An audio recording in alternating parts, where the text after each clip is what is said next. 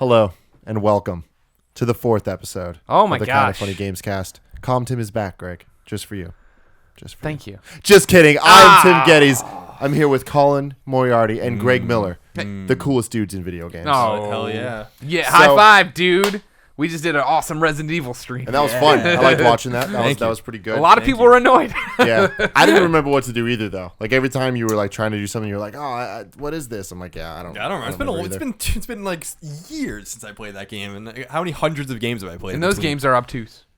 They are Obtuse is a good way to put it for those old ones. Were you playing with the tank controls, or were you doing? No, I was playing with the new controls. They were a little more. They were finicky, but it's a little better without the tank controls. You can play with the tank controls on the D-pad if you want, but you shouldn't. But you shouldn't. Yeah, you exactly. could, but I wouldn't recommend it. Yeah. Were you excited that they re-released this game?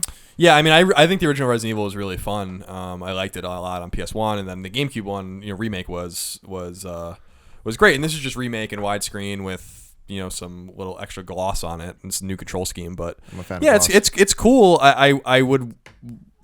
They can learn a lot from Resident Evil and Resident Evil 4. So they did re-release Resident Evil 4 2 years ago as well on PS3. I'm hoping they're examining these two games closely, along with Resident Evil 0, which I think is super underrated, the GameCube game, to make Resident Evil 7, which hopefully won't suck. Like Well, everybody talks about it now being. We were talking about it in the chat, right? That this could be the reboot. Resident Evil 7 reboot the series, which would be great. Resident Evil's way too complicated and crazy. Yeah. It doesn't make any goddamn A sense. reboot now. would be nice. But I want. Reboot. Yeah, don't think they won't make those jokes for you. I It's like gonna be that. good. Just like the remake. I liked remake. That remake was nice. You guys are crazy. It was Just nice. get over it. I Stop remember it. We that. get it. RE's Resident Evil. Stop it. Stop shoving it into everything. But no, if they redo it and they get rid of typewriters and they make health systems that make sense and you don't control like a tank and basically they just give it to competent developers and don't do the same thing they've been doing forever, it'd be great. Yeah. Before we get into this rigmarole of explaining the show and all that stuff. Sure. Can we just keep talking about how much Resident Evil sucks? No. We're talking about these HD remakes and stuff. Something I was talking about Colin a couple days ago was this Borderlands 2 Yeah. collection coming to Borderlands 2 and Handsome Borderlands Jack the pre-sequel. Yeah. coming to the next gen With consoles. Crazy ass collector's edition that comes with an RC Claptrap. Yeah, which is exciting. Yeah. I'm a fan of Claptrap. Me And I'm too. a fan of RC. Yeah. So You gonna get it? No. But They're probably all sold out at this point. There's only Yeah, 5,000 of probably. them. No. Well, then no, we're not. So gonna. what upsets me about this though is it doesn't include the first Borderlands. Why does that upset you? Just because I'm a fan of, if it's a collector's edition, I want all of them Get the in fuck the collection. over it. Yeah. No, So here's the totally. thing. You don't need it. You don't need it. You don't need it. Explain You don't that. want it. Why? Because Borderlands 1 was good, but Borderlands 2 was better than it in every way. So you don't even need to. That was the whole thing. Borderlands 1 to 2 was the great move on their part of they gave you, this is PlayStation obviously, my PlayStation fanboy bias speaking, that PlayStation put it up on PlayStation Plus, Borderlands 1 like a month before Borderlands 2 came out. And so you got to get in there, get a taste, and then you play 2 and you're like, holy shit, this is better in every way than 1. There's no reason to go back to 1, I think, in any way, shape, or form. And then pre-sequel, of course, this is a game that most people looked over. We're like, oh, I already have a Xbox One and a PS4. I don't want to go back and play something on last gen. That's why it's exciting to get it. Now here's my thing, Greg. Sure. Whether or not I'm going to play it, I want it. I want it there. I want it part of the collection. It's wasted resources. The games are too big nowadays to do that. You know what I mean? Like it's easy to sit there and be like, well, why didn't they toss this, that, and the other? It's just not that simple, especially when you're talking about something, It makes sense. What you're saying makes sense. I still don't. But you don't want the sense. You just want it. I just want what I want. So what if they just lied to you and said it was on there, and then you never? If it was just a disc, like Yeah. there was just like a CD in there, and they just put it, you put it in, you're like Sharpie just said Borderlands. Yeah. I'd be okay with that just because it's. I mean, the placebo thing that's effect. most exciting is just that it's the only way to get pre-sequel. You know what I mean? I didn't go back and play pre-sequel because I was first off, just not enough time. Secondly, I did not want to put my PS3 back to use. Yeah, I wanted to to keep playing connect it PS4 again. stuff. I want to play Xbox One stuff. So to have that now there, great trophies. Let's go. I doubt I'll ever use Borderlands 2 anything. You know what I mean? Confirmed by Andrew Goldfarb today. Cross save. Borderlands 2. Yeah. So for all the people who played it extensively on PS3, then played it on their Vita, they can now bring that save back to PS4. Yeah. Thank Keep God. it in the family. Yeah, Vita. It was like virtually unplayable on Vita when I played it in October. I was like, I'm gonna jump in, really get into this game, and I played on Vita. I was just like, I can't do it. Yeah, there's just no enemies. That was the thing. It Yeah, worked for me, but it was like It's nobody. a very vacant kind of game. Yeah. It was a weird. It was cool. Sony listened to people put it on. Gearbox did too. People wanted Borderlands 2 on Vita, and it was cool that they tried to make that happen. It was a good test, case, but Yeah. the Vita can't handle that game properly. And they didn't even have ragdoll physics in the game or like corpses. Bring this down. Why? because it's like super obscuring your face. I like it though. I don't. I like it I'm like speaking that. for all the female listeners out there who want to see your face. I like it like Male that. too. I guess female viewers. You're right. There's plenty of male viewers. That I shouldn't have big male done that. You're fan right. base. I've seen. But the original Borderlands, I mean, it's not surprising that it's not on there. They have to spend assets to port it over, and then you have to remember that there's server costs as well. Yeah, that's the other thing I too. don't Is that think that's that a game that's so online intensive that Yeah. So just shut up. See, here's Tim. the thing. You guys are. You're not even gonna play Borderlands pre-sequel. But remember this, guys. You guys are the coolest dudes in gaming. So Right. you have all of your cool dude gaming friends. Yeah. And it's like, all right, you get that side of the thing. I'm one of those guys where I'm friends with you guys, and now because of that, I'm learning to be friends with these guys. But I'm more close to these guys. I'm friends with these guys, watching and listening right now. So these aren't cool dude gamer dudes. They're cool gamer dudes, but they're not the coolest. They're with me. Well, that's just us. Some of We're them the might be. coolest. Yeah, no, exactly. The game developers and stuff, they are too. Confused. I don't What know I'm what the saying hell's going is- on here. Are you gonna play this? I'm one of Are those. you gonna play I'm one of the Handsome guys Jack in the Collection? comments Answer that section. question. No, There you go. See? but I want it on my shelf. No, you don't. Yeah, I do. That's what No I'm one's saying. gonna know that Borderlands isn't in that case if it's on your shelf. No one's gonna know. It's just gonna say I'm just the gonna tell Handsome people. Jack collection. I'm gonna add it on the box. and they're gonna make assumptions. Yes. And that's all you need. That's all. That's it. You're right, Colin. Yeah. See, Colin made me feel better. I mean, if you Greg. really wanted to get angry about it, you should be angry that it doesn't include the Telltale games, in which Handsome Jack plays heavily into it. That is upsetting as well. So it's not even the complete Handsome Jack collection.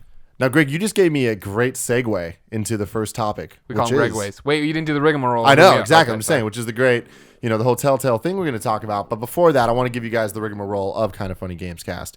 This is, Sorry. The dog's growling. Wow.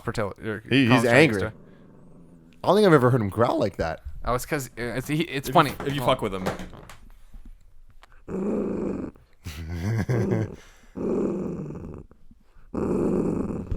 He sounds so much scarier than he looks or is. Oh, well, that's the thing is that he doesn't know how to growl like that. When you go for a toy and he does this growl, it's because when I used to do that, when I would take toys away from him, I go. So he just so does he's what learned. Yeah. So instinctually, once in a while, he'll growl at another animal, and it doesn't sound anything like that. Yeah. Which I'm like, Yeah. It sounds like a real growl. This sounds like he's got indigestion. oh, man. True story. He once got babysat by Damon's landlord. They have kids. They loved Portillo. They wanted to babysit him. I came to pick him up one day, and it was like one of those things where you could tell 50 things were going wrong at once. Like the mom's on the phone, the two kids are running around screaming. And I'm like, what's happening? And the kids are. I'm trying to get this horrible story that's happening to the family from the mom. The kids are tugging on my sleeve, and I'm finally like, I'm sorry. I'm like, yeah, what's up, guys? And they go, why does Portillo burp? And I go, what do you mean? What do you mean? What do you mean? And when you squeeze his neck, why does he burp? And I'm like, what do you mean? And we would grab him around his collar, and he'd go, "Arr." And I was like, oh, he wasn't burping. He was growling. He was he didn't like what you were doing. That's so weird. People are weird. Yeah. All right, so guys, the rigmarole, here it is. The Kind of Funny Gamescast is a weekly podcast about video games. It's like the Game Over Greggy show, but about video games. Right, finally. If that hasn't sold you, I don't know what will. Oh my gosh. Monday through Thursday, you can get it on YouTube, broken up topic by topic. And then Friday, you can get the full episode. But you can get the full thing early over at kindoffunny.com. If you go to the Patreon section, where it's patreon.com/kindoffunnygames. Smooth cover. I saved Smooth myself. cover. This is confusing, Greg. But there's a lot of places you can get it. You can also get it at kindoffunny.bandcamp.com for the audio version, vimeo.com/kindoffunny for the video version. Or if you don't want to pay us at all, you can get it later on that next Friday over at iTunes, SoundCloud, and all those other places. Yeah. Blueberry, whatever. Is that a real thing? Blueberry is a thing? Yeah, it's BLUBRRY. Okay. Some podcast service. Okay. People are like, when's it going to be on it? It's on it. So check it out. Rate us and stuff. Plus day by day on YouTube. Yep. I started with that. Oh, did you? I missed Yeah, that part. Sorry. I did. I used And that. for the people that are rigmarole. talking about us on the YouTube, we have different audiences, and it's something that's hard to address everyone's wants and needs because some people are getting it early, some people are getting the full thing later, and some people get it broken up. Yeah. This show specifically is hard because it's about video game news a little bit. We go for big topics, but sometimes they spring from the news. Yeah.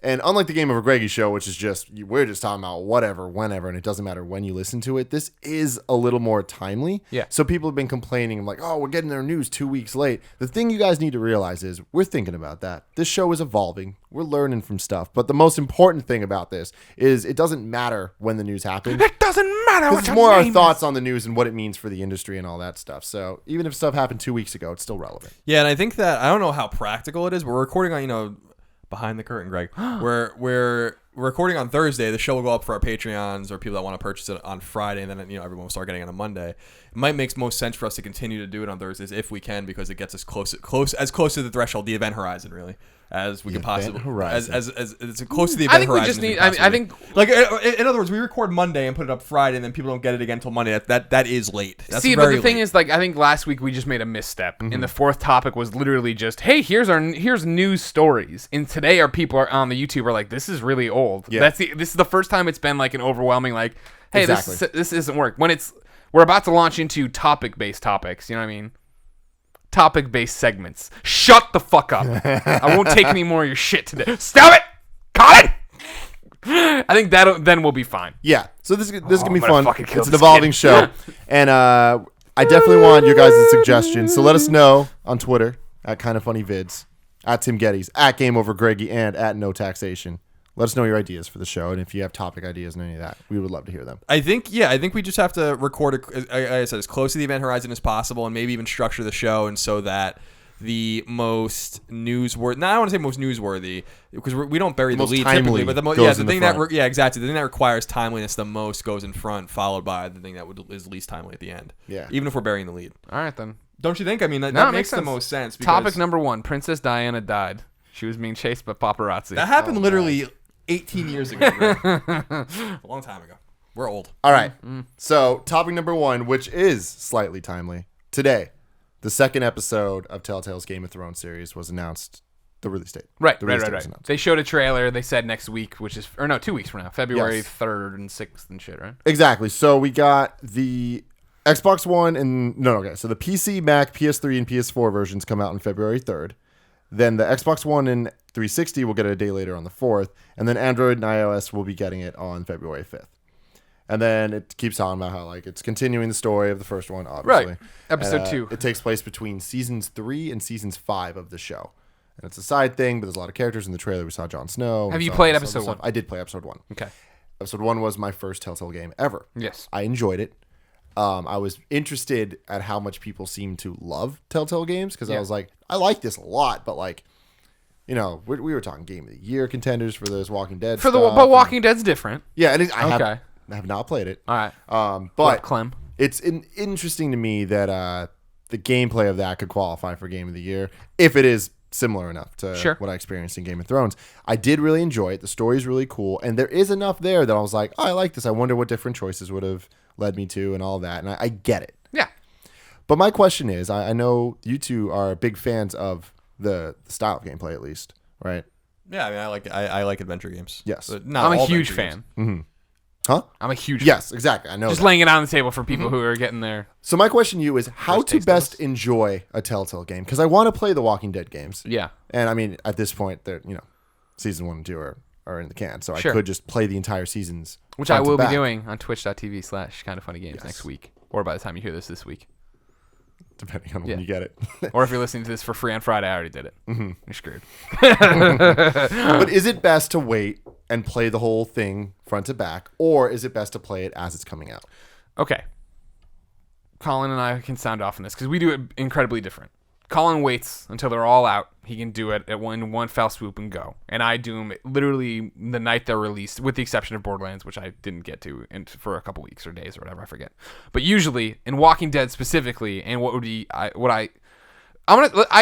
talk about Walking Dead because I think that's the easiest one. For me, that is an instantaneously, I must consume it immediately because I feel like in the same way DC Comics and Mizzou and Superman are very much me, Walking Dead is very much me. You know what I mean? And with that in mind, I want to be part of that conversation immediately. And for me, that's where Telltale games differentiate themselves from other video games, right? Where it's like, I haven't played whatever. I haven't finished Transistor yet, and that's not a big deal because for me it was the gameplay of Transistor, which is really fun, and I want to go back. The story's whatever, that's cool. I like the narration, so on and so forth. But Telltale games are strictly story, right? And so for me, Telltale is episodic TV, which means when I finish it, I immediately want to talk to Mitch Dyer. I want to hit up Mitch, and I want to. What used to happen with The Walking Dead is that when I was reviewing him, I'd play through him, see every choice, then I'd wait for him to play through on his main storyline, then we'd go to coffee or we'd go into a room and sit there and just talk about what happened. And then when he reviewed him this last season around, same thing. I'd play through my canonical playthrough, then we'd go in and I'd ask him all these questions about what happens if this happens and what did you do when Bonnie said, and you know what I mean, all these different things like that. And just tear them apart and have them be part of this conversation and have what so many people do on message boards, right? Where they get in there and get invested in these characters and talk about what they think is going to happen next and da-da-da-da-da. For me, The Walking Dead Telltale games are a story I care so much about that I want to be instantaneous with everybody else so that I can have a conversation with everybody about it as it happens. You know what I mean? That's, for me, part of the experience. And granted, like, it's different for me because, you know, like, not only was I reviewing season 1, I would then go and do Talking Walking Dead or Walking Talking Dead, whatever we call them on IGN, where me and Mitch would talk about them. And then this last time we were doing Playing Dead, so I was like interviewing the cast and the crew, and then Mitch, and like, you know, there's all these different things where I was even more motivated to be a figurehead, somebody who knew everything about this franchise and series as it went. That for me is what a Telltale game is. It is that experience and that story and being, you know, just being so caught up in it that all you want to do is think about it and talk about it. And when you were talking like playing Game of Thrones, like, could this be game of the year? For season 1 of The Walking Dead, it was so fresh and it was so different, and it's not apples to apples, I feel, because you know who lives and dies in Game of Thrones, right? And so now you're getting introduced these new characters and these new families, and you're playing as a family that's not in the TV show, right, or whatever. But it's like, okay, cool, so they could die at any moment, and the fact that I'm jumping around so much means I'm not really getting in a rhythm of liking these people. I'm just getting ready for them to roll over and do something, right? Whereas Walking Dead season 1 is you're Lee, and this is this girl named Clementine, and all your sole focus is to protect her.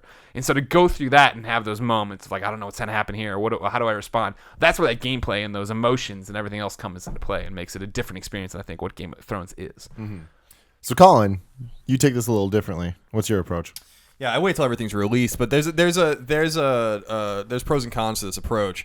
You know, first of all, I think we were talking about the game of the year kind of contention for the original Walking Dead season 1, and that makes sense within the context of the time. That was 2012, right? 2011, and no, it's 2012, and it makes sense within the context of what Telltale games were before that, because.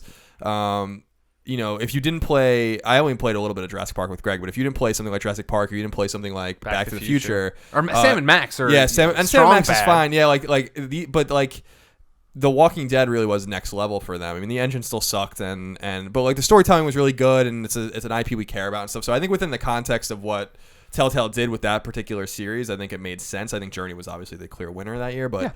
Yeah. And that kind of goes into what you're saying in terms of like, or alluding to, which is like these games don't really play that well either. Journey wasn't really a game you played. Yeah, it was much as an experience, and so like they're similar games in that respect. But I waited until all 5 episodes were out, and then I played them all in one day. I played them. It was actually over 2 days. It was like the afternoon before Thanksgiving that year, and then Thanksgiving morning I beat it. And then I played 400 Days, which is the interlude when it came out between the seasons. The con is that if you wait long enough, you stop caring, and that's basically what happened with Walking Dead season 2, where I was like, I'll just wait. I'm excited. I want to play it. 400 Days was interesting. It was kind of unnecessary. It's basically like cash in, but 100%. Well, I don't know if 100% that it wasn't necessary. I don't think it was cash in. It was just like, hey, let's do something weird and different. I think it was try mechanics. I think it was definitely a cash in.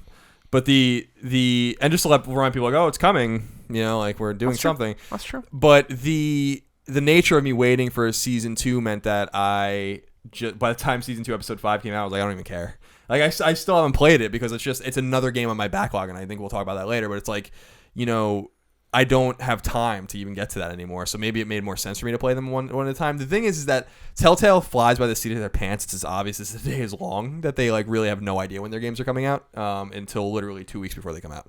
Or a week sometimes. And we used to get emails and like, you know, talk to people. It's like very soon. Like soon, and then like out of nowhere, it's like it's ready. It's because they're really. Anytime you see them teasing a trailer, you are within 2 weeks of the game. Mm-hmm. And then when like today's trailer, I thought it would be that next week was going to be the week, and then they're like, no, it's 2 weeks. I'm like, all right, but that's totally Telltale's still very MO. close. Yeah. So in other words, if it was like a kind of a more like Resident Evil Revelations 2 is actually really brilliant because it's episodic. I think it's 4 episodes, and they're just doing it every week because the game's done.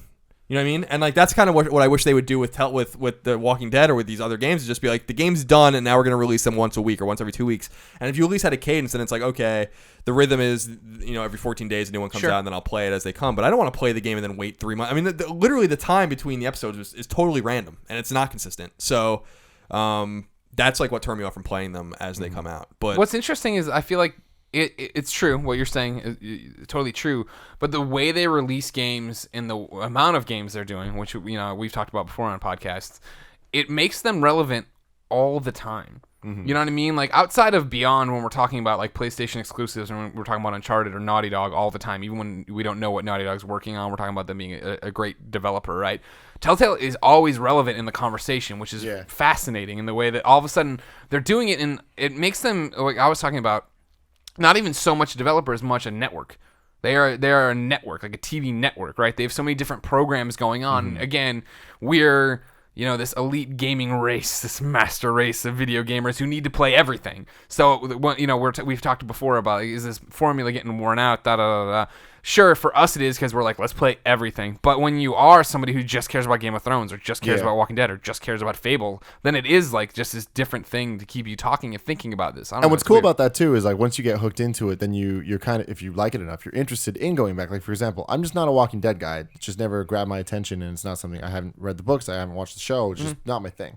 Game of Thrones, got into the show, started reading the books, and now it's like the game, like, oh, I gotta give this a try. Everyone loves Telltale, and I enjoyed it a lot, and I'm very excited for the second one coming out.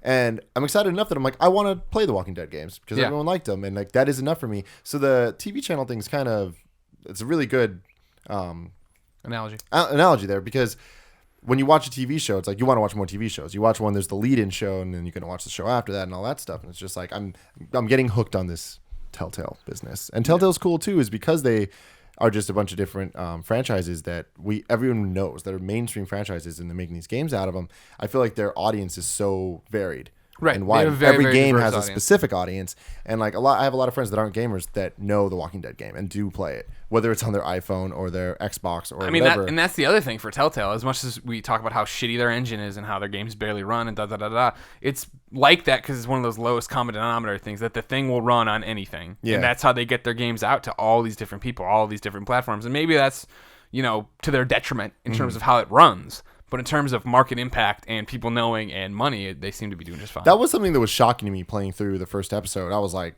there was a lot of issues, just technical issues with like how the game ran. And I was like, it's weird. Like I'm playing this on a PS4 right now, but then I understand that it's like it has to play on 10 different systems. Right, so right, it's right. like it isn't optimized just for the one that I'm playing on. Yeah.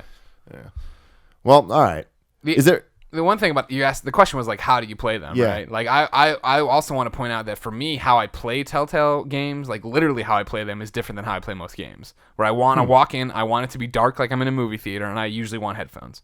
Other games I'll play and I don't need all that stuff. You know what I mean? Like, but I want surround sound, but and I have the speakers and stuff out there, but I don't want to ruin it for Colin or whoever else is home, Christine usually or somebody. So I'll come in here, I'll shut the door, and I'll put on headphones and have it be dark and play. You know what I mean? And that's like my main concern about how I'm gonna run.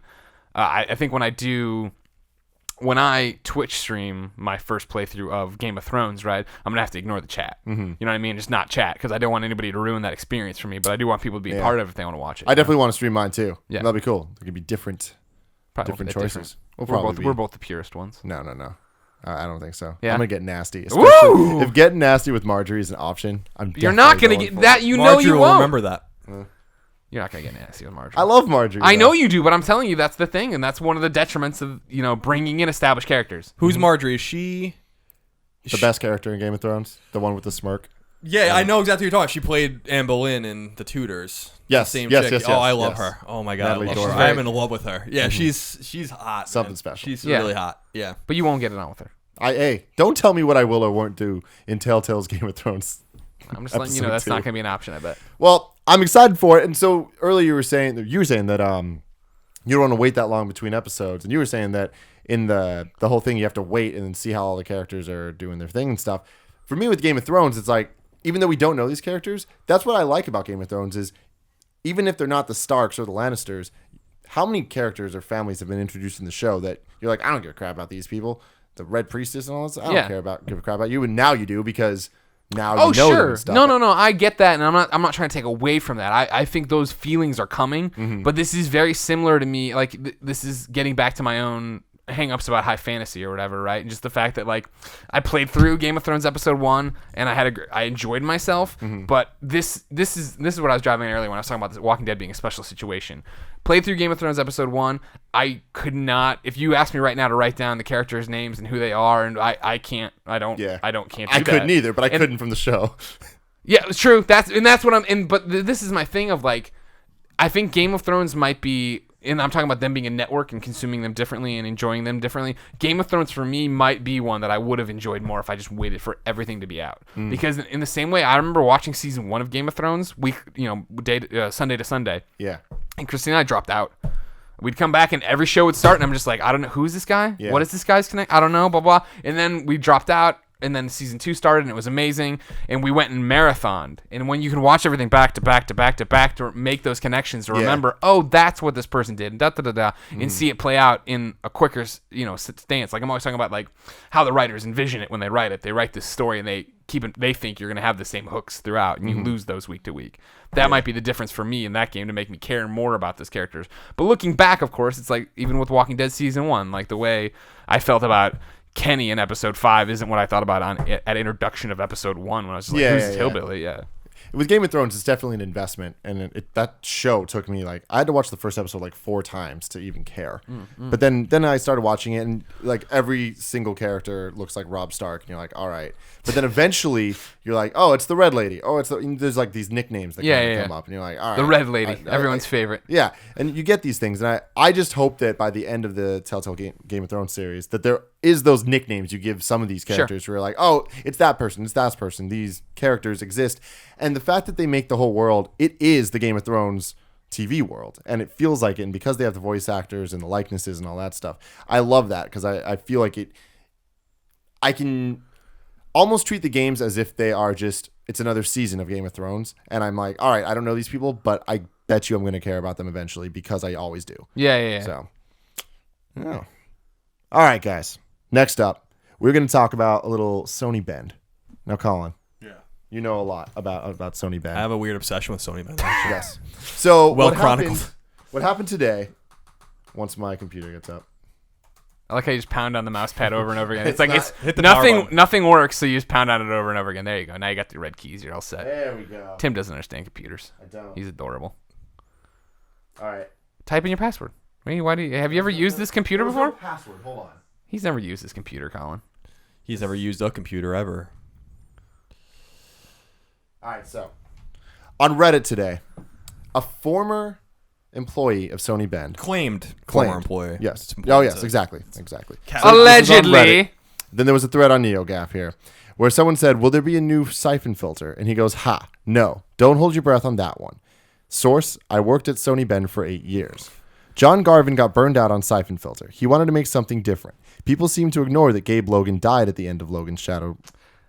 Spoilers. You son of a bitch. Garvin literally killed off the main character, so he wouldn't have to make any more siphon filter games. Yeah, hold on though. I mean, in defense, as someone who reviewed this game and loved and played it back to front, maybe I think I reviewed this one, or me or Jeff, but we both played it back to back. Like it's not like a definitive everyone's standing over his grave. Yeah. It's like they walk out of the bar, or they're like their training unit or whatever, and Gabe's shot, and then Leanne is over him screaming Gabe, and then it like fades to black. She's like Gabe, and oh, how definitive he's dead. No, because that would seem more like a cliffhanger. Exactly. And it says, plus, despite all the praise, they didn't sell. Very low sales all around. Yeah, that makes sense. Sad but true. Who would have thought PSP games? The PS1 ones did fine, but yeah, but then the franchise. Yeah, they kept turning them around pretty quickly after that. I remember I had a demo of one of the PS1 games that came on a Pizza Hut demo disc, and I played that thing so much. And then there was a demo of the third game, I think it was second or third game, and all it was the opening part where you jump out of the plane with a parachute, and you land on the snowy mountain. And you just go through that. I played that like 100 times. Yeah. I'll never know what the rest of that game looks like. Demo discs are awesome. Yeah. Miss those days. Something special. But anyway, so they're talking about no siphon filter. Then he also talks about how they were going to make, like this company made the Vita Uncharted game. And they're talking about how there was talks about making another one of those, maybe a Infamous game on Vita or whatever. Yes. Colin, do you have a little more insight into this? What do you have to say? Yeah, I mean, I think Sony Bend, I think, is like one of the hidden gems kind of Sony studios in the sense that, yeah, they made Siphon Filters. They made 7 of them, I want to say. 7 Siphon Filters. Sounds right. In a row. And this goes back to when they were called Idadic. I think they weren't even Sony Bend at the time before Sony bought them. And they're just in the middle of nowhere in Oregon. And they make games or whatever, and eventually they got off of Siphon Filter and they made, we're forgetting that they made Resistance Retribution, which was awesome. Yeah, and that was obviously like another studio's game, and Insomniac made Resistance, and Resistance Retribution was kind of like a third person. Sure, what was the guy's name? James Grayson. It was great, man. It was so much fun. Yeah, people really liked that game a lot. A great third person shooter on PSP.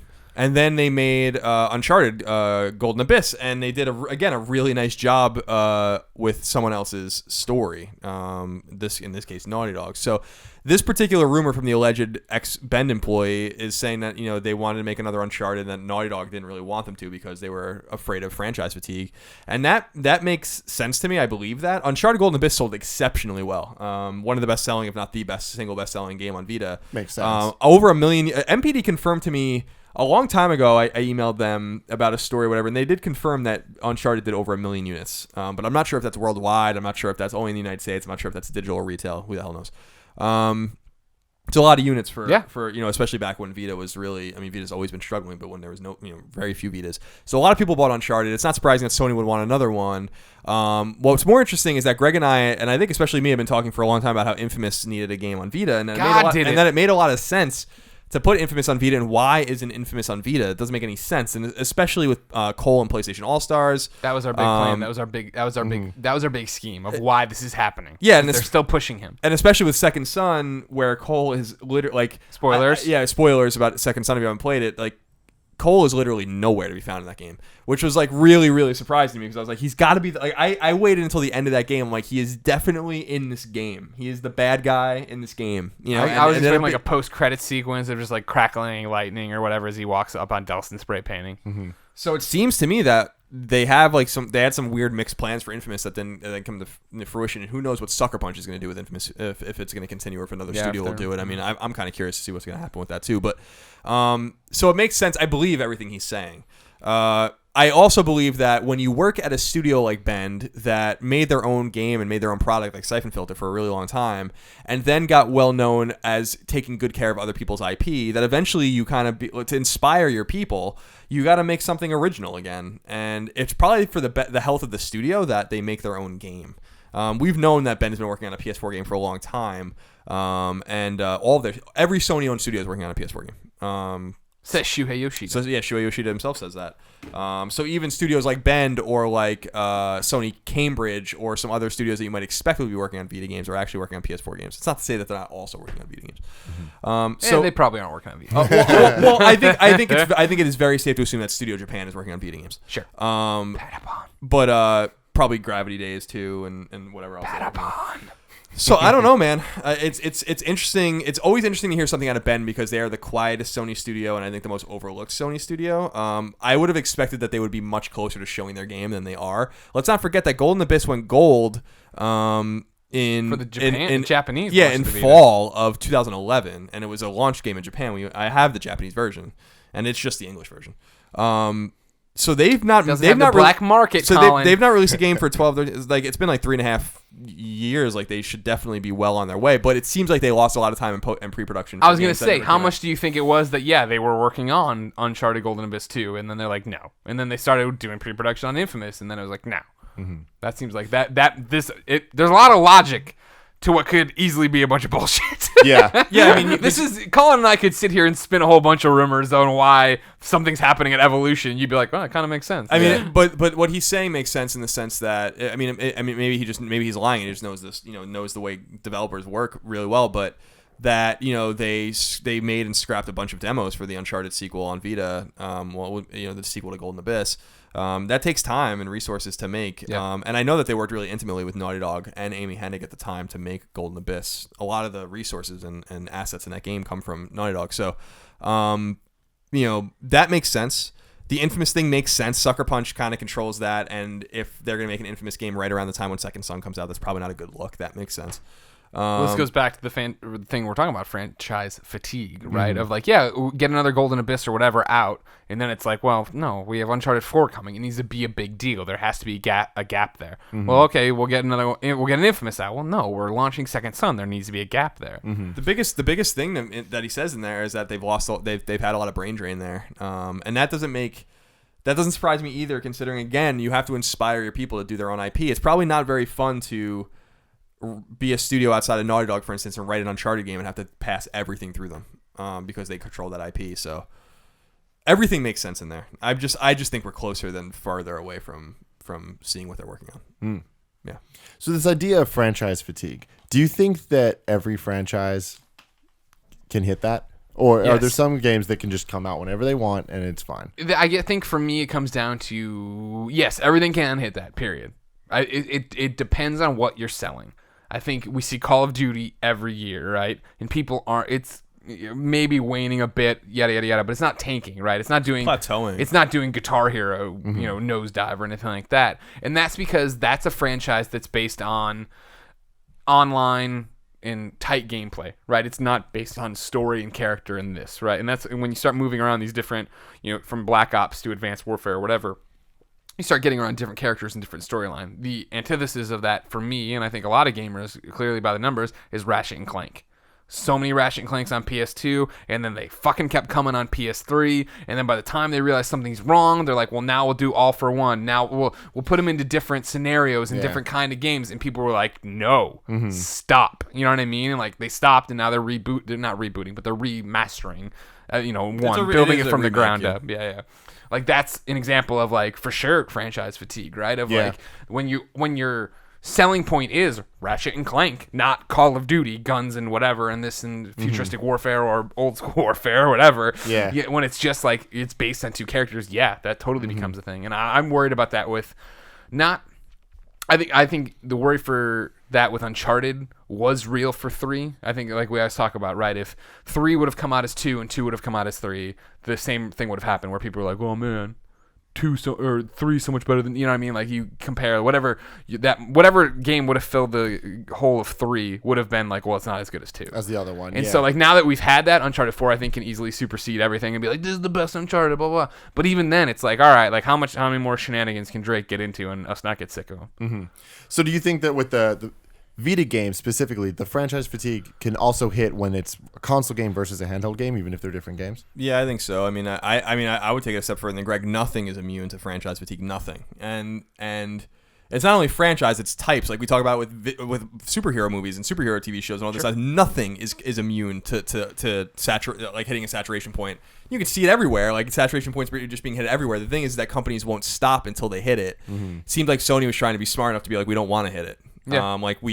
Uncharted is the most important thing we have, and we do not want to hit the saturation point with Uncharted because then we're going to be in a lot of trouble. Because that is our marquee title. That is our Halo, basically. And so you have to be smart with it. And I respect that. I mean, I think they know they could put an Uncharted out on Vita, another Uncharted, sell a bunch of Vitas and a bunch of copies of the game, but they don't see that it's worth it because it might affect Uncharted 4's bottom line, a game that could sell 10 million copies. So it's an interesting problem to have, but yeah, nothing is immune to that kind of stuff. Like you push and you shove something down anyone's throat, as you're seeing with so much shit in nerd culture right now, and it's gonna rubber band. It's inevitable. It happens. It's going to happen. So it's smart that they manage it. I'd rather have too little than too much of it. Exactly. Yeah. And you ask about, is it still a thing from console to handheld? I think the problem you're always running into is the fact that inevitably there will be a large portion of gamers who assume that the handheld version is in fact worse. It's always going to be watered down. It is always this. I stand by that Peace Walker's still the best Metal Gear, right? And I can give you a laundry list of reasons, but I still get laughed at every time I say it. Like, you know what I mean? It doesn't matter how much I back it up and how much I really believe that. It's still like it's impossible. Metal Gear Solid 4 was a 10, and it's like, this is so much better than 4. You know what I mean? But like that's the problem, is like putting something on a handheld, you're already bringing down the quality of the graphics, this, that, and the other, and people are already going to sit there and go, well, it's nowhere near as good as we always talk about with Golden Abyss, right? That game has sold incredibly well, but it's still not talked about on that level, when in fact it's better than Drake's Fortune. You know what I mean? Like, it's a better game than Drake's Fortune. It does a lot of cool Yeah, stuff by that it far. doesn't get credit for. It's by far a better game. Yeah, than and that's the same thing with. And I'm not trying to take a shot at Colin because I usually do this in a joking fashion. I still think Resistance Retribution is probably my favorite Resistance. Resistance 3, I think, is a better game probably overall. But I enjoyed James Grayson and the focus, especially compared to the Nathan Hale games. You know what I mean? Like for my money, way better than 1 and 2, just because it was a good the way it was based on the story and how much fun it was to experience, right? And just go through, but. Nobody talks about Resistance Retribution. Now, granted, nobody talks about Resistance usually, but That's even the when problem. I know, even when we do, what a big dog, isn't in the conversation. It'll come back one day. I feel it in my bones. I can feel it coming. That's a game that should be rebooted. So do you think that the Infamous is on that same level of Uncharted? Like, obviously, Uncharted is No. the Halo of Sony. But with the Infamous, like, can it have another Vita game? Like, should that have had another Vita game? Yeah, that was weird. There's two IP, Sony-owned IP that make no sense that they weren't on Vita. God of War and Infamous. And the fact that, like, neither of those games came to Vita is confusing to me, and I still don't believe it, like, when, like, that one of those has to come. Like, it doesn't make any sense, you know? Infamous is certainly nothing's on the level of Uncharted except for Gran Turismo in the Sony studio family of IP in terms of sales and prestige. And Infamous, especially Infamous, like, there's room for Infamous on Vita to tell a story that gaps 2 and Second Son, and there's certainly room in the God of War lore, even if they reboot it, to tell different stories with Kratos, even though Kratos is a boring character, in my opinion. So I was shocked. Like, I thought for sure Infamous would come to Vita. I was positive. Yeah, we talk about it all the time. Like, I was like, oh, I thought maybe it'd be like a second party studio doing it, like Double 11 or something. But I thought, like, I didn't think Sucker Punch itself was gonna make the game, but it is weird. It is very weird. But with Cole's inclusion in All Stars, Infamous 2 did really well and was critical success. Infamous Second Son sold really well. I think it was a way worse game than Infamous 2 and Infamous 1. But Agreed. They want that series to be something. I don't think that series is going to go away. I just think it's a matter of, like, who does the next one. But it is strange that Infamous never came to Vita, and I think that I can understand the argument with Uncharted. I do not understand the argument with Infamous, and I certainly don't understand the argument with God of War. Because God of War hasn't had a real release since 2010. You know, so Ascension came out, but no one, you know. But see, I wonder how much that was the problem. Is that Ascension came out and everybody's like, and it was like, ooh, Like, hold was on, that pump your that point brakes. of franchise fatigue? Well, or it with was God of right. War? It was about to be right. Like, it was about to be like that. All right, and the next one would be too much if it's not amazing. I think I don't think we'll get another Infamous game for quite a while. And I think I think Sucker Punch is gonna move in a different direction. I don't even think Sony's gonna hand Infamous off to somebody right away. I just think that when you think about Infamous, and I love Infamous, you know that. You know I'm a huge fan. Evidenced by the wall in the living room. That's all Infamous crap. Infamous, for the most part, has never had a home run game. There's games Colin and I love. A lot of people. Second Son did really well in reviews, right? But it's never been in Uncharted, right? And they've always, I think it's been brought up in interviews before, and they've said, like, we're happy to be Naughty Dog's little brother or whatever. And it's like, nobody really wants to be the little brother. You know what I mean? And I'm sure PlayStation doesn't want to keep investing money in a franchise that hasn't hit out of the park, because eventually somebody's going to be like, why do they keep making these? You know what I mean? Yeah. What is the story? And, like, Infamous Second Son really doesn't end, in either ending for me at least, on a note of, like, I can't wait to see what happens next. It's like Delson was a boring character. Yeah, exactly. And I think people know that. He was no Cole. He was no Cole. I served with Cole McGrath, sir. And you, sir. That was so frustrating, wasn't it, when Cole wasn't in that game? I was so annoyed. I was authentically annoyed. I was really I remember because I beat it in Platinum before it even came out. And I was like, I can't fucking believe that Cole isn't in this game. He is nowhere in this game. You know? Yeah. Everyone's like, oh, there's a sign that references McGrath's Cafe or whatever the hell it is, or Electronics or whatever. I'm like, Nah. how can you just how is that That's not character enough. not the bad guy in this game? I do not get it. Yeah. You know? Yeah. Like that infuriated me. That said, First Light, the arena combat was fucking awesome. Was really, really awesome. Because the combat in those games, Yeah. and, No, and yeah, the it's- traversal is awesome. Yeah. Moment to moment gameplay Sucker Punch. But yeah, but the game, I was I don't want to say I was disappointed. I think Infamous Second Son was a great game, but compared to Infamous, especially Infamous 2 was so special. That was a special game, and Second Son didn't, you know, with how much they hyped that game, and it's clear they got extra time to finish it too, because it seemed like it was supposed to be a launch game, or a launch window game, which it was not. It depends on, maybe they're using the Nintendo Windows. very loose term of window. Yeah, so I don't know. So with this Bend stuff, we'll see. I'm excited to see what I know that those guys have talent. They've shown it with other people's stuff. I want to see what they can do with their own ideas. I think we'll see that game this year. I don't think it'll be released this year, but I think we'll see it. Yeah. Good. Cool.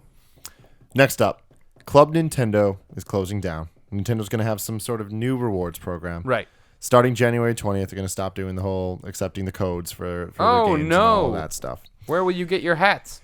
It's gonna be tough for us. Yeah. It's gonna be really tough for us Nintendo fans. But now here's the thing. Lay I'm it a on huge Nintendo fan. Yeah. This Club Nintendo stuff, I hit the platinum or the elite and all that stuff just because you buy the games and Yeah. it just naturally happens at a certain point. Sure.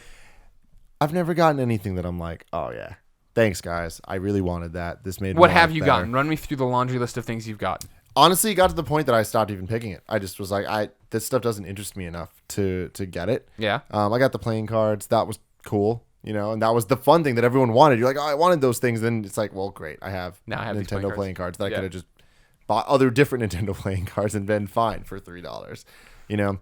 In Japan, there was a lot of really cool things. Like I'm super into video game music and collecting CDs and stuff. So I remember they had the Mario Galaxy 1 and I think and 2 soundtracks. And I'm like, that's awesome. And then it never came to America. Sure. Recently, I think the most recent thing I got was Smash Bros. Posters. Oh, okay. They were like posters made as they were announcing all the new characters. Sure, There were sure. like 3 different ones with like just featuring the new characters.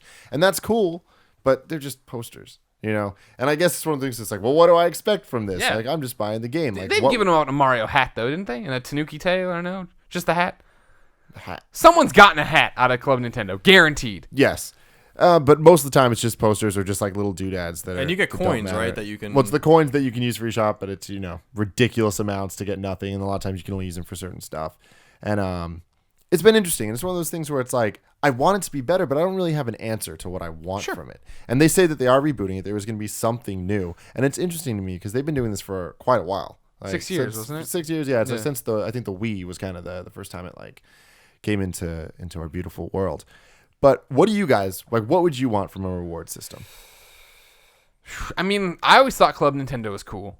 I think, yeah, you're talking about all this stuff like, oh, what do you want with this kind of crap or whatever. It's like, it's swag, right? It's the same crap we get and we give away. And I call everything crap, just like I call everybody kids, right? Just like the same t-shirts and tchotchkes we get when we go to events and E3 and stuff, right? And really quickly, that stuff stops mattering because we get it all the time. But for a normal person in, Joe Blow, Oklahoma or whatever, a city named after famous Joe Blow. Mm-hmm. It's a big deal, right? To get playing cards or to get a poster, to get something that's way outside of your normal realm. And it's nice to be recognized, right? Like, I like the idea of buying these games, getting rewarded for it. Like, it's always a big deal. Like, I mean, like, PlayStation does it on such a small thing of like, oh, you spent over $100 in this month or whatever, so you get an extra $10. Or when they'll send those emails out to people who platinum games, like, you're in the 1% who actually went and got the Killzone Platinum. Congratulations. Like, gamers like being recognized. People like being recognized. So it's cool that like games you're going to buy no matter what can get you stuff, even if you don't cash them in or do anything with them. I like that idea, right? I wish more people did that.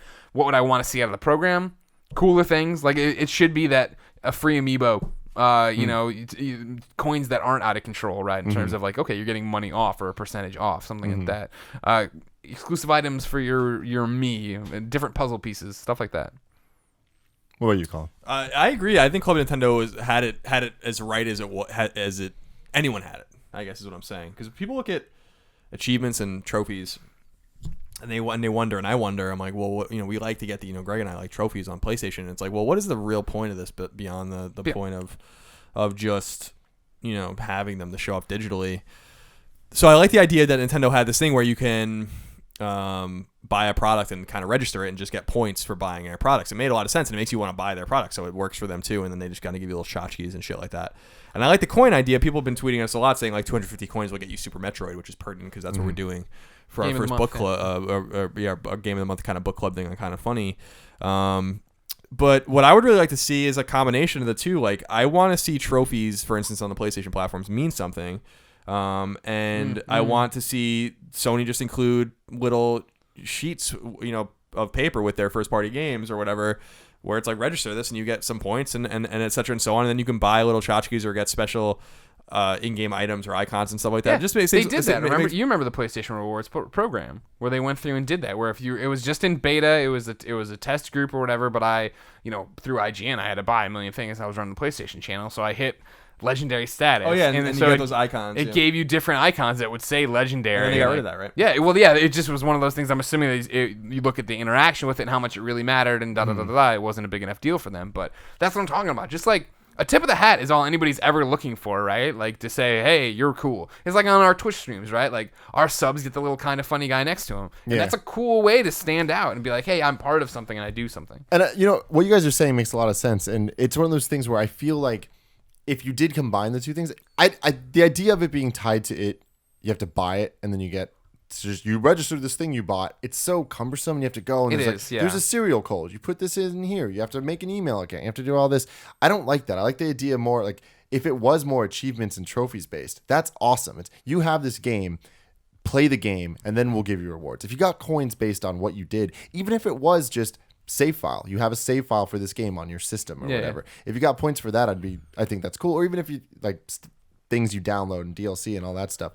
I just don't like the idea that it's, at least with Club Nintendo, it's solely tied to you purchasing their products and then taking the extra 5 minutes to go to their website and put in a serial code. Something they're making that's unintuitive. Right? Yeah. I mean, it's Nintendo, so it's that's no surprise. Very unintuitive. But if it was something where it was just like, with the smartphone, take a picture of the little QR code and then it's just done. Yeah. Or stuff like that. And with the PlayStation Reward thing, I remember that. And like those the legendary status and all that, that's great. I would have loved that. On Nintendo stuff, like I want people to know how legit I am. Yeah, I'm pretty legit. Yeah, it's funny on the other end of that is, and I remember laughing so hard when right before Wii U came out when they were like, we have no achievement system, and I'm like, you got to be kidding me. You have to be absolutely kidding me. I thought for sure that was going to be something that was going to be cool, and that if they really were bold, they would have went back into all the virtual console games and gave them whatever trophies, whatever the hell they were going to call them.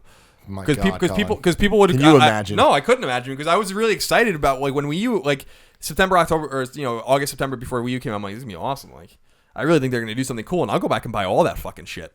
Just to like go get just to get the every Mega Man. Yeah, like that'd be awesome. And they like it's funny. They on one hand they get. I guess what I'm saying is like on one hand, Microsoft and Sony get like how to reward players in game, right, with achievements and trophies, and why they matter. And people that say they don't matter and they don't care, that's great. A lot of people do like them, and they're more than ever. And on the other hand, is Nintendo not understanding how to reward people in game and not how to interconnect their games with something like trophies or achievements, which was like a laughable mistake. And I still can't believe that they like haven't patched that in yet. But they do understand how to like reward their people with tangible goods. So a combination of the two would be good. But there's something dangerous about tying monetary reward or something to trophies and achievements because of how easily they can be glitched. I mean, this was the same reason why PSP never got trophies to begin with. Is Sony wanted to patch PSP trophies, and they were like, "Well, you guys can just break the shit out of the game, so why would we do that?" And then ruin it for everybody. Yep. So they're cognizant of that kind of stuff too. So it's a complicated issue. That's why the Nintendo system is cumbersome.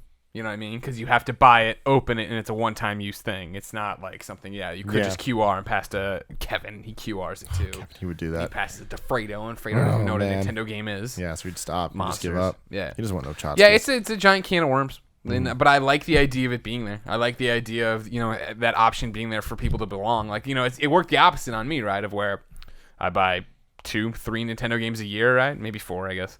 And so I'd open them up and see it. I'm like, this is too much work. I'm going to go register to go do this. Like, I'm never gonna hit a status that matters. Reached a point. I don't think that I registered any of the previous. See, this is something right now. I'm saying this. It's like I got so used to not doing it that I didn't register Smash Bros on the 3DS and the Wii U, and I missed out on the Smash Bros soundtrack. I'm so mad about this because I wanted that, but I was like, I'll get to it, and then I never did. Yeah. But again, why does it have to be so complicated? It's really not that complicated. I am over exaggerating how complicated this is, but it's not. But it's a step. It's definitely not as easy as I want it to be. Yeah, that's the whole thing. I mean, we talk about it because we exist on YouTube and the internet, right? And like you can see on your tweets when you're like, hey, check out this cool thing I did, and you put a link in there. You can see the number of people who are engaged enough to click on the link, and that's just going like this. And it's so few people do it, let alone open a thing. Remember that you're opening it to play the game you just bought. You want to play, to pop it in, to come back. Yeah, it's just like, no thanks, man. Nah, son. But Nintendo did do good with they do these deals all the time. And PSN does this too, where it's like, if you buy this game, you get 50% off that game. And like they did recently, there was like a big sale where you buy some of the old Mario Bros games, and the rest of the series you can get cheaper and stuff. And I love stuff like that. I wish that was tied into this reward system, because obviously these are the people that are going to buy Super Mario Bros for the 15th time. Yeah. I would like it if Mario Bros 2 and 3 came at a discount or something like that. Only if it was obvious that I had owned them previously and all that, the stuff like that. So I feel like that would be a big step for them, and it could help a lot. And PlayStation 2, they're at the point now where they have these PS1 games, PS2 games, PS3 games, the PlayStation Now, where if they can come up with something like that, that'd be awesome. Yeah, batch bundling. Like, right, Yes. it's smart enough in there to see that you're, they call it the Super Mario pack or whatever. That you Super go Mario in. All-Stars, maybe. I think that's taken. I think that's happened. Maybe call it Super Smash Brothers. All-Stars. Brothers. There you go. All right, guys. Rounding out this episode, this beautiful, beautiful episode of the Kind of Funny Gamescast, is our gaming backlogs. Yeah. Where are we at right now? There's a lot of games coming out. We're in the beginning of the year, which means we got a lot to look forward to in 2015. Sure. Earlier, we were talking about Game of Thrones episode 2. I'm excited for that Yeah. in the coming weeks. Yeah. But obviously, as people that have full-time jobs, even though we didn't expect things to be so full-time, Yeah. we haven't had that much time to play video games. Right. Besides the streaming and the Let's Plays and all that. But we haven't had time to sit and just play through games and experience them the way we want to. Right. And a lot of the times, that's the thing. There's a big difference between performing a game and playing a game. Sure. A lot of people like, you're so bad at Smash Bros. It's like, hey, first off, I'm not claiming to be good at Smash Bros. But second off, You put that on me. It's harder to play games while talking to a camera, while talking to people, and Right. like trying to create something that's entertaining. Creating entertainment and playing a game are two different things. Sure. And there is, some common denominators between them. But besides that, it's sometimes I just want to play a game, specifically single player games. I just want to sit there and I just want to play it. I want to make my mistakes, and I don't want a couple To hear how much thousand you people suck. judging me Yeah, in the yeah, comments yeah. or telling me what to do and all that stuff. And half of them are wrong and all this shit. But sometimes I do want that. And so I go for that. So I haven't had the time to sit and play a bunch of games Yeah. that I wanted to play. What are you guys I mean, trying to make time for? the best part about launching this business when we did, January 5th, is that we did it when there was honestly a quiet breath in gaming, right? Where it was like, all right, we can do this right now, and it's not going to it's not like we're doing it during review season, we're doing it during the run up to Black Friday where we're going to miss a million things and not have time for it. I would hope we were on better track so that we're going to be ready for, H1Z1 I still want to play, and I know it's a complete pile Yes, of from what garbage I'm and everything, hearing. but I want to be a part of that, right? And it sucks that I haven't been able to be. So there's that. Then I'm looking forward now. I'm not even getting to your question. Oh, I guess H1Z1's in my pile. But like we're still to the point of like the next things to worry about are like for me Dying Light, Game of Thrones, Order. Like, you know what I mean? Like, we're starting to hit into these games that got pushed. Bloodborne isn't too far off either then when you look at it that way. But this January timeframe has been quiet enough to where it's like I'm not missing out. I don't feel like I'm screwing myself over. And so when I look back at my backlog is still... It's still in a place of just like little things. There's not that much that I feel like I need to catch up on. Like I keep talking about this, right? Like I played so much Transistor at preview events that when I finally got it, it wasn't striking the right chord. So I got 3 hours in or something and stopped. And now I got to restart that game and go. And I keep talking about doing that, right?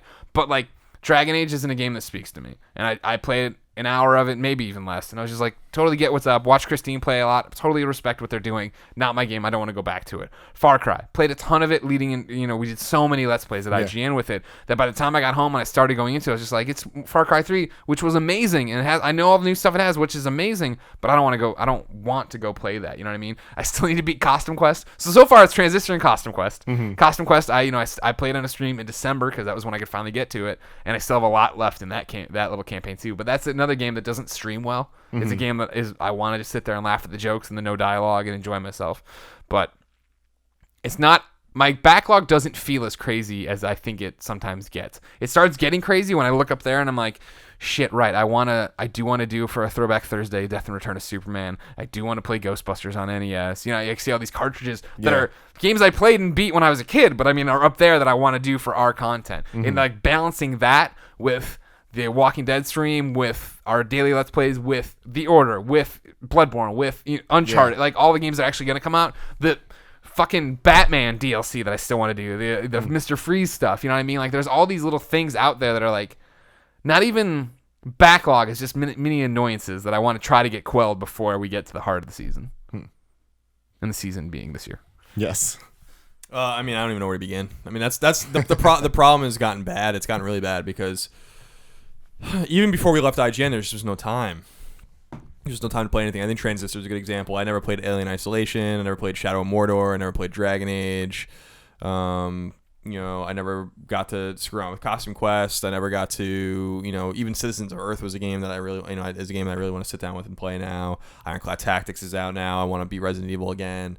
Like, eventually you just have to choose like 10% of this stuff and just be like, especially with Shadow of Mordor and Dragon Age, I actually really wanted to play. I like Western RPGs and I really wanted to play those games, but it's just not gonna happen, you know. Plus, there's all this shit on Vita that comes out like every fucking week that like I really want to play. You know, like I just download them and just never play them ever. Suikoden.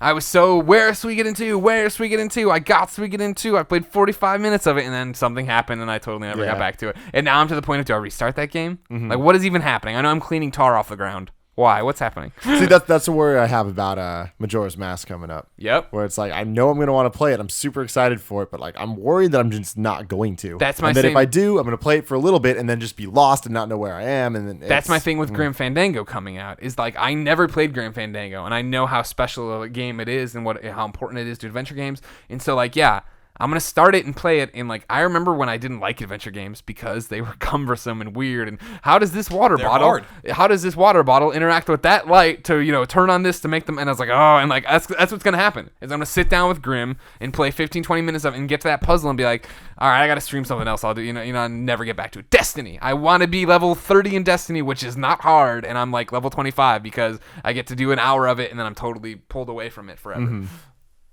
Yeah, I mean, it's a huge problem, especially as we get older, and I can't even fucking fathom how people with real responsibilities, and it's not with a child, having a kid to take care of and play games. I'm not saying we don't have responsibilities, because we do. We have a business and it's busy work, and it's hard. It's hard in Portillo, obviously. I know, but it's insane. Like, it sucks because I really feel a little bit of emptiness the last year or so in my own life because I don't have time to sit and play, and it's really. You have to pick and choose, man. But like the more you put off the games, the further detached you become from the games and what they mean at the time. Which is why I've been saying for a long time, I need to make time. There's just like, it's got to come at the sake of something, of relationships or just free time or reading or whatever. Like, it's got to come because. Like you were saying, like playing on a stream, like I was playing Resident Evil today. You know, we were just screwing around, having a good time, and not really even caring about how we were doing. That's not how I really want to play Resident Evil. I want to turn the lights off and really get into it. That game's scary and atmospheric, and so I want to play in that respect. It's funny when I look at my trophies. People say like, what good are trophies if you don't care about them? At the very least, it chronicles what you've done, which is pretty cool. And when I look at my trophies going all the way back to when they launched in 2008, man, I played a shit ton of games until this past year. I played like everything, and it wasn't just like dabbling. It was like I was beating the shit out of these games. But that was during the time when like Cheryl was away, right? Yeah, and that's a big part of it, right? Like that's what. And this isn't us lamenting having loved ones, but it's, like we work all day doing this, right? And now like we're gonna leave, and I immediately have to edit this to get this up for Patreon, and then I immediately have to work on Oreo-ration, and then in there I have to cook dinner for Christine, and then I want to hang out with Christine, and then it's just like, so what point am I legitimately gonna stream H1Z1 tonight? I'm not, unless I want to stay up till 2 a.m. and then be shit tomorrow for all the streams and crap we have to do. You know what I mean? Yeah. And so like that's like the sucky part of being an adult and doing all these things and not even owning this business, because when we had jobs before it was the same exact thing. Yeah. It's just like trying to get in a rhythm, and I really feel like we're maybe next week gonna hit our rhythm. We're close. Yeah, no, it's not bad. It's just these stupid trips that I keep taking and doing things with. Hey, things are happening. That's part of the rhythm. So for me, I'm looking forward to there's not too many games coming out soon that I'm like, I need to play this. Game of Thrones, I'm going to play, and this Ori and the Blind Forest, which you should check out youtube.com/kindoffunnygames. There's a Reacts piece we did on that. We got to play a little bit of it, and I was super into it, and I'm excited for that, and I'm going to make time to play that for sure. Now, looking back at my backlog, Sunset Overdrive, that is a big thing. That is a big missing part of my backlog. Sorry, that a game that I haven't even turned on. That's a game that I know very little about, but just watching it, I'm like, this looks fun. This looks like something I would enjoy a lot. Again, I don't have I do have an Xbox One, but it's in a box. I'm trying, like, it's a long story. I didn't mean to buy it. I did buy it. I have it. I'm trying to sell it. It's a whole deal. But I think at this point, I might just open it and just keep it, because I'm like, I want to play these games. And I don't have to borrow yours to play Ori or play it here. Yeah, it's rigmarole. God forbid you fucking make some content here. I know, it's hard. But so that's the thing, though, is I have this problem where I'm addicted to old games. I've told you guys before, I essentially skipped out on the whole PS3, Xbox 360 generation. Like, I played a handful of games. I would probably say I beat a good 15 games, solid, straight through and all that. And that means I missed out on a lot. And again, I feel like I've played more games than just the normal person. Yeah. I've played a percentage of the games that you guys have played as professional, the coolest dudes in video games, right? But I missed out on so much stuff, specifically the Batman games. Oh, So man. we've talked about this. I need to play the Arkham games and actually like Asylum sit through and City them are great, man. because Night looks great, Yeah. and I want to be a part of that conversation when we get there. The BioShock games, I need to play. Oh wow, I know. really? Yeah. Man. See, and that's one that I'm like, wow. But I have this problem where I love old games so much that I'm just constantly wanting to go back and just play them because I love those experiences. And like, I'm like, all right, I'm gonna play BioShock. I own all those games I just named. I own all of them, and I've started them.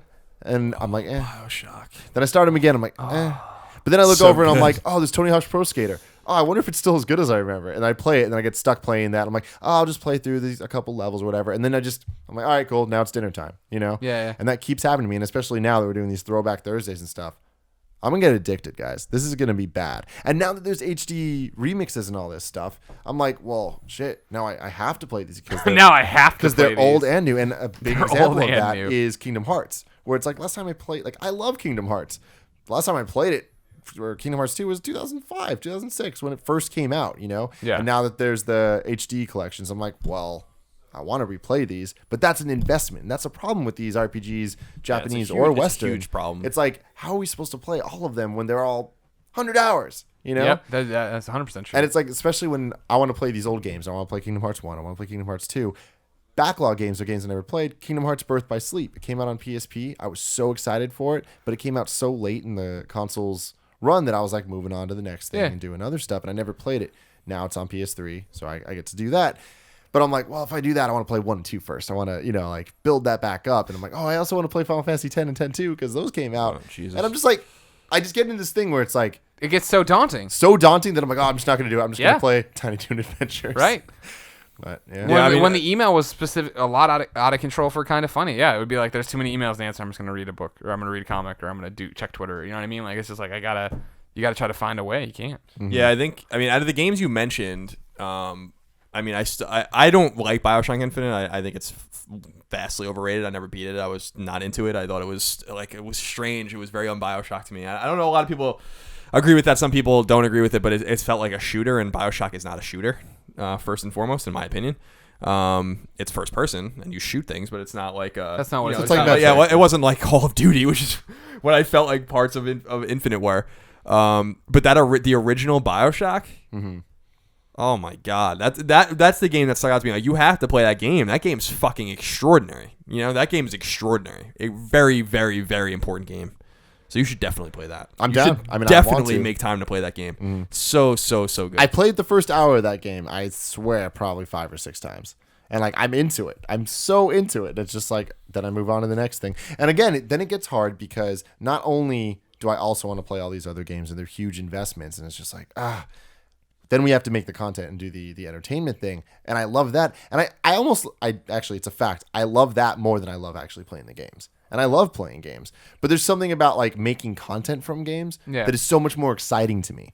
So that's why I know these old games so well. So I stop and think about like, what's the best content I can make for these games that I know that I love, instead of playing something new that I'm like, oh, I need to experience this and then kind of think about it that way. And it's just, that's been really interesting working with you guys, because I see you guys kind of as the opposite, specifically you, Greg. Colin, you have a little bit more of the old school in you, but see, you're more of a historian when it comes to this stuff. Greg, you're more of the like, I'm playing whatever's out, I'm current, I'm up to date on this stuff, and I do a little bit of everything really well. Yeah. I'm way more just like, I like to make content and I like to think about this, and I like old things. So my backlog is never, ever Yeah, you'll never gonna catch up. Yeah. But that's okay. I'm okay. I guess so. It's not a terrible problem to have. It's just a problem of acceptance.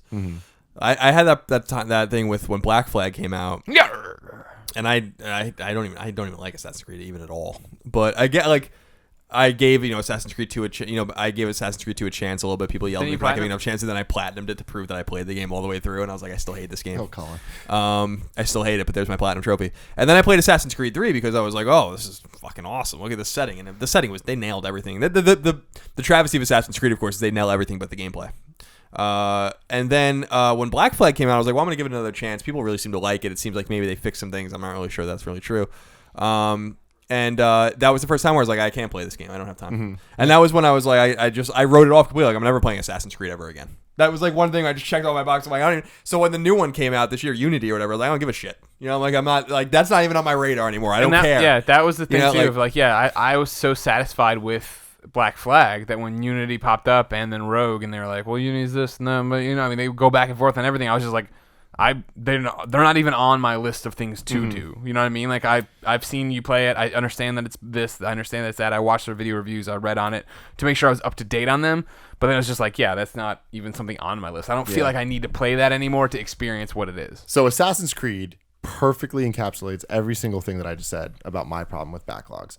When 1 came out and like people were kind of whatever about it, then 2 came out and everyone's like, this is amazing. This is so good. And everything about Assassin's Creed seems cool to me, the story and all that. But Prince of Persia, the trilogy on PS2, Jack. Yeah. Oh, yeah. Oh, man. That is like one of my favorite gaming Sands of Time is franchises awesome. ever. I think all 3 are awesome. Sands of Time is the best, and it's, it made it. But like Warrior Within. I was a little on the angsty side, but still great game. Yeah. The time travel was fun. And then Twin Thrones, whatever. I don't remember what it was. I loved that. And it was like super good and brought it back more to the first one. That franchise was so special to me that the idea of playing Assassin's Creed 2, I was like, I just want to replay Prince of Persia because I loved that. Yeah. And I was like, all right, you know what? I'm just not going to do it. And then they released the HD collection of Princes, so I did that instead. Yeah. And then I just never got to Assassins. And I've played the first hour of Assassin's Creed 2 multiple times, but That's enough. yeah. You've seen enough. That's one of those games where I know people get mad at me, and it is what it is. It's, we all have our own opinions, but I played that game as thoroughly as it could be played. The Platinum Trophy proves it. And I finished that game and I'm like, what is everyone talking about? I'm like, what is everyone talking about? I had a great time with it, but I understand. It's like your distaste. Every time you talk about the gameplay or whatever, I get it's what like, you're saying. oh my god. I'm like, Which is why I don't think you wouldn't like Mordor. We'll see. I mean, I like Lord of the Rings, so I just want to see. I'm a little tired of Lord of the Rings now. It's like it's too cool for school with everyone. Yeah, but Colin, Assassin's Creed 3. I don't think there's anything you like more. I thought for sure Yeah. I was gonna. I mean, I was enamored with that game before it came out. I was like, this is yeah, this is cool. Yeah. This is cool. I get down with this, and I wish that the gameplay was as good as the setting. I never finished it. I can't play this game anymore. Like halfway through, I can't do it. I can't play it. It's just too. Why am I wasting my time with it? I can't do it. So. But that was just an example with Black Flag of the acceptance where I was like, I got to accept that I have to immediately write shit off without playing it. Like I can be excited about it, and maybe I have to be that way about a game like Alien Isolation or something. It's just like The Evil Within is another great example. Like I was really authentically excited about that game. Mikami, throwback Resident Evil, real survival horror like we got out of Dead Space, which was I think still the last great survival horror game. And then I don't know, and it came out, and I'm like, I don't have time. Like. It sucks. Yeah. I wish I could just for a month not do anything but catch up on these games, and that'd be fine. But then I probably wouldn't have a job or money and a relationship and life and no sausages. No sausages. Probably not make time for that. Well, guys, what are your gaming backlogs? Let us know in the comments or on Twitter or wherever you're watching this video. iTunes review. I was gonna say you're on a bus listening to it. You're like, ah! Tell the person next to you; they'll definitely enjoy it and make time for their games too. This has been episode 4 of the Kind of Funny Gamescast. Let us know what your topics are for following episodes. Hit us up on Twitter at Kind of Funny Vids, at Tim Gettys, at No Taxation, and at Game Over Greggy on the Twitters. Thank you. Yes. And until next week, I love you. Bye.